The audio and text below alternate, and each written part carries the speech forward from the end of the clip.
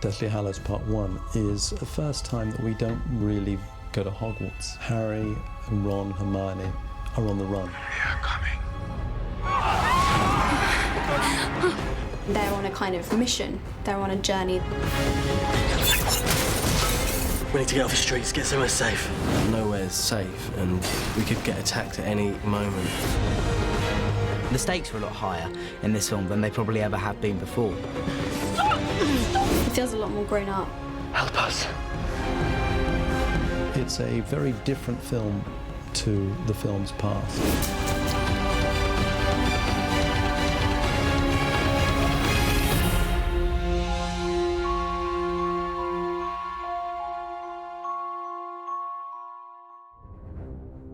The first half of the book is a road movie in terms of, you know, Harry and Ron and Hermione are forced to flee. And so we have a lot of locations we've never seen before.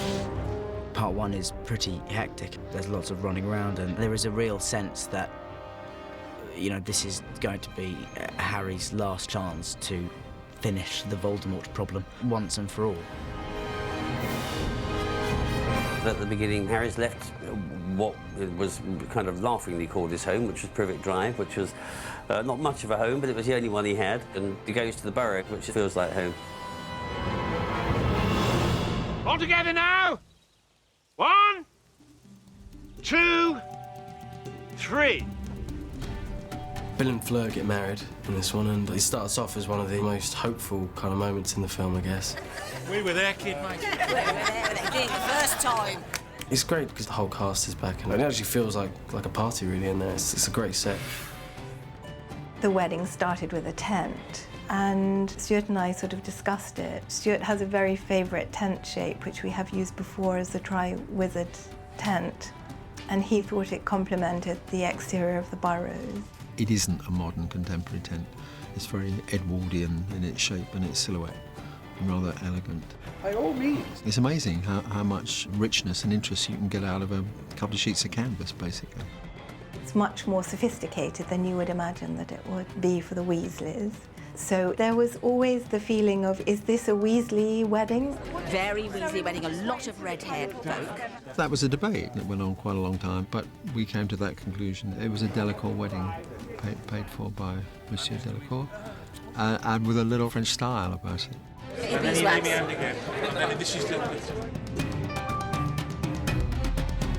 I was looking forward to the wedding because everyone gets together and we all share responsibility for the scene. Mummy, she's had a bit too much, Harry. So it's great fun, and dancing and, you know, and being dressed up. Mrs. Weasley gets to be a bit glamorous. I hope you've noticed.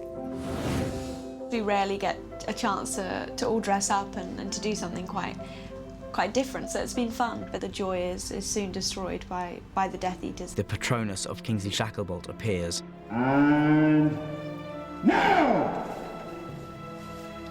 And warns the room that the Ministry has just fallen under the control of Voldemort and the Death Eaters, and they are coming to the wedding, so everybody suddenly has to evacuate. We apparate to London, Piccadilly. Where are we? Shaftesbury Avenue. I used to come to the theatre here with Mum and Dad. They're suddenly in London. They are in a place that is a little more fraught and a little bit more threatening, and a little bit more dangerous. We went to Piccadilly Circus in central London, in a major thoroughfare, a major tourist destination. Now, guys, please, no flash photography. We were the first film to lock off Piccadilly Circus since American Werewolf in London, I believe, which was about 30 years ago. So it's a very privileged position that we find ourselves in. Can we get clear now, please, ladies and gentlemen?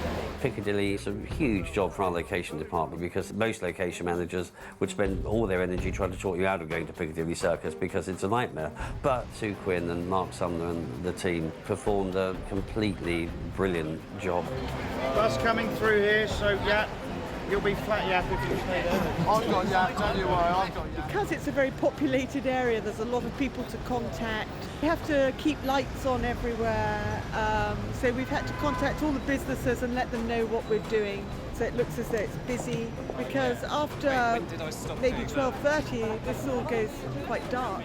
And we've had tremendous cooperation from the police, who have helped us to stop traffic in various roads around, and also the councils as well. It's a collaboration between all sorts of different authorities.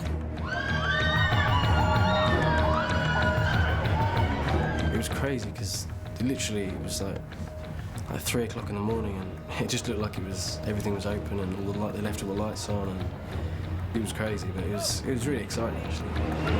I thoroughly enjoyed myself at Piccadilly. It was a great, really good fun night.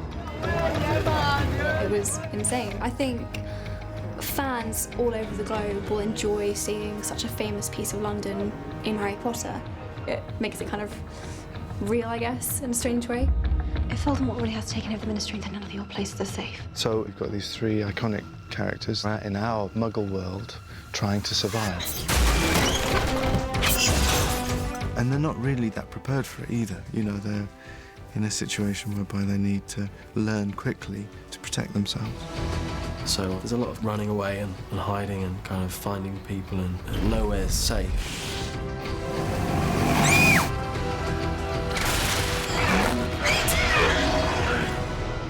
They never go to any location twice. When they leave, that's it, they don't go back.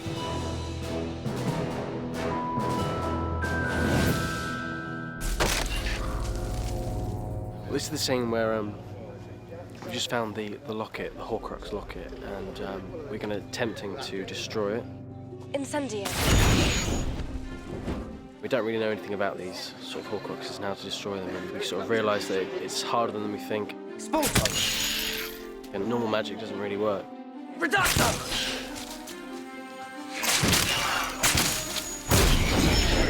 The spells chasing the locket were shot in Burnham Beeches.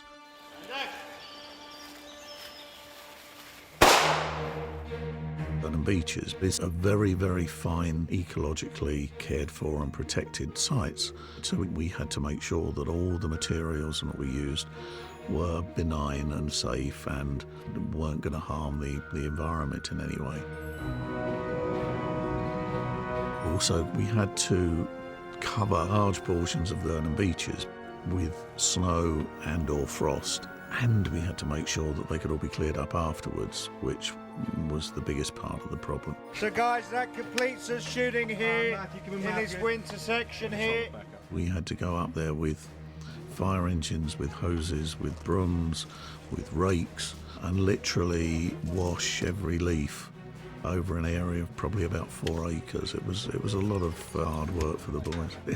It looks all right again now. There's a fair amount of running. But also, you know, we do take pause and take the time to engage with the characters and to explore their demons, their thoughts, their relationships, what they're feeling. What's wrong? Wrong? Nothing's wrong.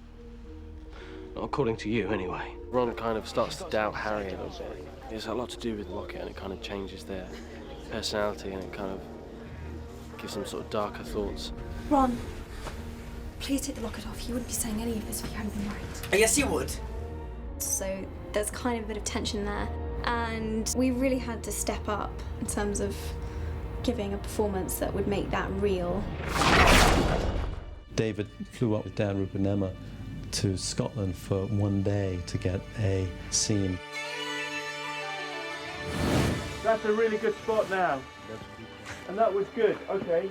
The urgency of being in there for a day and being out contributed to the energy of the performance, and that was really exciting. Scotland, it really is an astonishingly beautiful place. And action! It's nice to be away from Leavesden and to be out of the usual kind of environment. It's quite bonding. I think everyone's just really happy to be here. Harry and Hermione know that they're heading for a particular destination, and they have no choice. It's their destiny. If Dumbledore wanted you to find it but didn't want it falling into the Ministry's hands, where better to hide it than the birthplace of the founder of Gryffindor?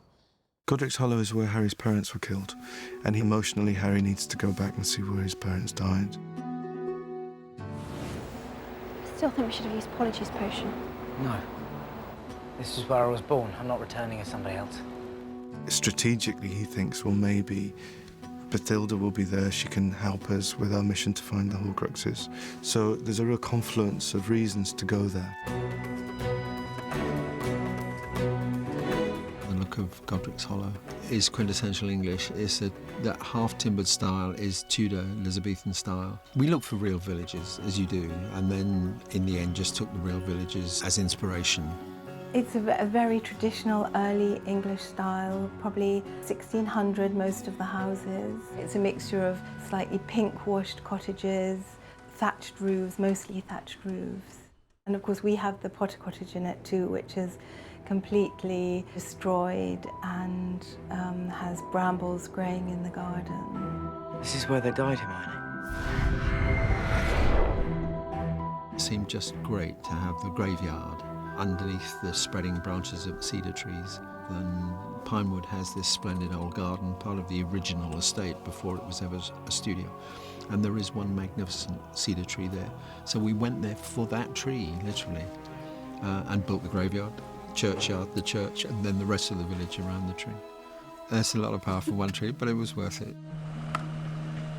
Stuart built this beautiful little churchyard, and we put snow in it, and the snow sort of moves in such a beautiful way. It's a really haunting scene. It was tough for Dan. Harry actually ends up going to the graveyard and finding his parents' grave. Merry Christmas, Hermione. Merry Christmas, Harry. It's a very, very emotional scene, and hopefully that will come across in the film. We're seeing a lot more depth in these characters, I think, now, especially when it's such a dark time and we don't really know what we're doing either, so it's kind of hard.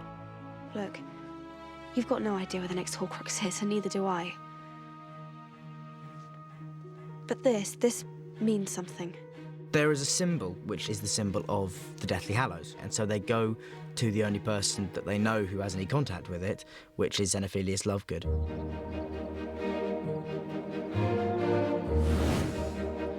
Luna. They go to the Lovegood house, and obviously it's completely Luna. It's like, yes, this is where she was born. You see it and you just know where it all came from, why she's how she is. Keep off the dirigible plums. Jo Rowling was pretty specific about that. She describes it as a black tower. And so that's exactly what it needed to be, you know, so there was no room for variance there. The one thing I did try to do, as I usually do, is make a good sculptural shape of it, so it isn't just a cylinder. It's a cylinder with a very deliberate lean and a very deliberate taper. And the house has been lovingly vandalised by Luna. You know, she's got her drawings right across the house. Here we go then, let's do a rehearsal, please. We love the idea of the painting, having it decorated, and we wanted to get some input from Ivana, who plays Luna. She's always very intrigued by the art department and all of our work. And she did some lovely drawings and gave us some really good ideas. They had an artist come in and design all these little creatures that they talk about. She told me that she used the book Fantastic Beasts and Where to Find Them, which is what J.K. Rowling wrote, and she would look at them and she'd draw. Such a weird building, really. It was quite a fun scene. And then we get attacked again, and everything goes wrong. A treacherous little bleeder. Is there no one we can trust? As the film progresses, Harry, Ron, Hermione become ever more in danger. Hello, beautiful. And there was a week at this forest, and we get chased by the Snatchers. Snatch 'em! We were setting up these shots where they would be chased through the forest. And I said, all right, I'll do a take, and I'll let them just get the hang of it. So I go to take one. And they go, and I think, whoa! It's because they are trying to outcompete each other. Dan wants to run faster than Emma, Emma wants to run faster than Dan, and Rupert just wants to be anywhere to try and keep up with the pair of them. Are you guys secretly competing? Who's going to get there fastest? All three of us will be saying, I was the fastest. He's amazing. The first take, Rupert did the most amazing, like, James Bond style cartwheel over it. I hit it at quite a pace and then just sort of flopped over it. They're all going to say to the fastest. I am. Emma said Emma, probably, didn't she? She's wrong. I'm faster than Emma. I'd say me. Rupert knows he's not the fastest. Thinking about it, that's just him. He's just mouthing off then. It's the first time I've ran in a long time. Emma really impressed me, and she can run. I mean, she left a lot of them for standing. I was so pleased. I gave the boys a good run for their money. Definitely. I could beat her. There's not even a question in my mind.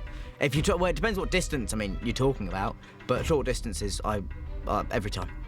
No problem.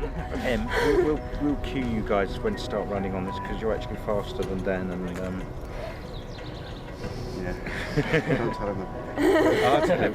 Yeah. I'm a hero. I don't care. I'll call it red carpet next premiere. We'll do it. We'll have a race, man. Make it 100 yards. I'll do it. I'm up for that. Not that I'm competitive at all. It's actually funny, David had to take us aside and say, I just want to remind you that this scene is about the film, not about which one of you can run the fastest. We all sort of went away with our heads down, like, oh, it's a bit embarrassing. It's weird having someone chase you, how that kind of makes you run faster, really. But it's all a bit tense, because essentially, if they kind of find it's Harry, it's all over, really, and Voldemort wins. Change of plan. We're not taking this lot to the Ministry.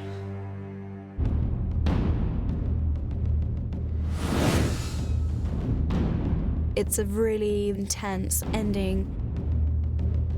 We're at Malfoy's Manor, we're being captured, and we're in a pretty sticky position.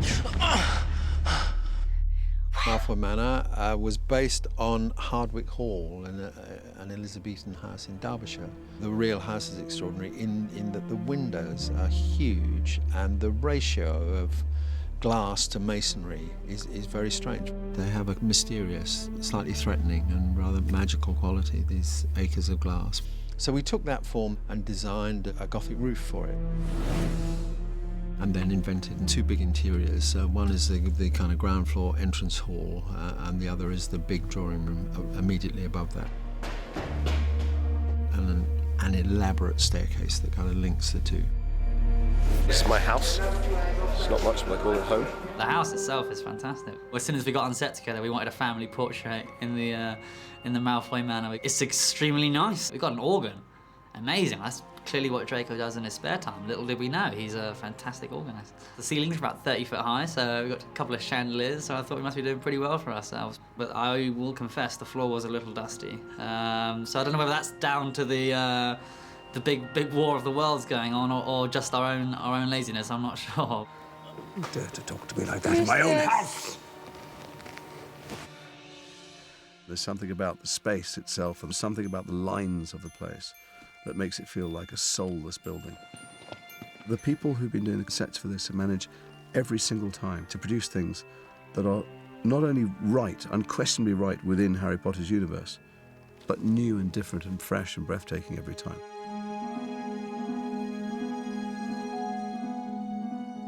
Everybody is really ambitious to make the very best work they can, and the new and different locations really helped the performances. It felt much more immediate and very real and powerful. It's just how I remember it. The trees, the river, everything. The parts where we are on the road should have a sense that we are moving towards something momentous.